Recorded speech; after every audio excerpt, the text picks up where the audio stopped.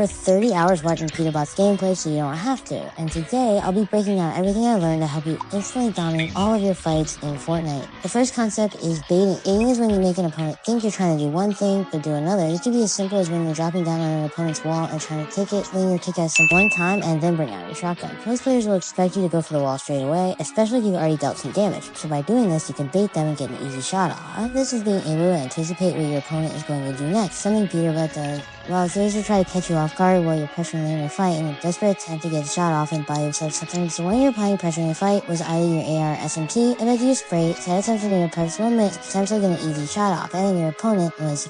Another easy way to bait your opponent, if you have their wall, is by instantly resetting your edit. This can trick the person you're fighting into going for a shot, allowing you to quickly make an edit and deal some damage while they have a delay. If you're under pressure during a fight, to counter your opponent and catch them off guard, leave a wall open. If they're above you, most players will try to take this wall and go for a shot, but by anticipating it, you can get one instead. Find yourself some time to heal, or allowing you to take the fight back to your opponent. In this particular scenario, peterbot using a Sesher, some self-sign, goal lines pickaxe, hits right in the stair, then pulls out a shotgun to finish off the fight. A really good map for working on your base is Finest Realistics, which is up on screen. But whenever you can, play rank for the best possible practice. You don't come in first place in over 30 tournaments just by being good at faking. Most of us now know that the right-hand peek is important, but it's the way peterbot uses the knowledge of this mechanic that sets him apart from your average player. Always setting yourself up on the left-hand part for the con and two walls in part of it before trying to set some wall on naked player. When you engage your left on your opponent, you not only make yourself harder to see, but you'll be able to see your opponent easier as well. This is because Fortnite has a third-person POV with a right shoulder preference. And going to take a wall, peterbot rarely uses a pickaxe, opting to use his gun instead. Using your pickaxe carelessly can lead you to losing the fight or taking unnecessary damage. By having a gun out, you can trade or take the wall back from your opponent. A common mistake players make is reloading their guns with loads of bullets left or not reloading them soon enough. I almost never saw peterbot reload his bullet time, and that's because we're playing aggressively, you always want to be applying pressure on your opponent. So learning when to reload or not is a skill you need to master to finish fights off quicker. Too often than not, when peterbot has his opponent around it, uses a variety of phasing techniques to get into the opponent's box and finish them off. There are a few ways that you can do this. One being placing a ramp over your head, then use either your guns or pickaxe to hit the wall. It's all about timing, so make sure your body hits the wall as soon as you break it. You can also learn to do this without the lamp. Don't hold your jump key down or you may end up mantling over the box. Then if you learn to the box, just spray with your gun and crouch and uncrouch to get this done. And you may end more aggressive, use your AR or SMG to a box crusher if you can just perk under the box.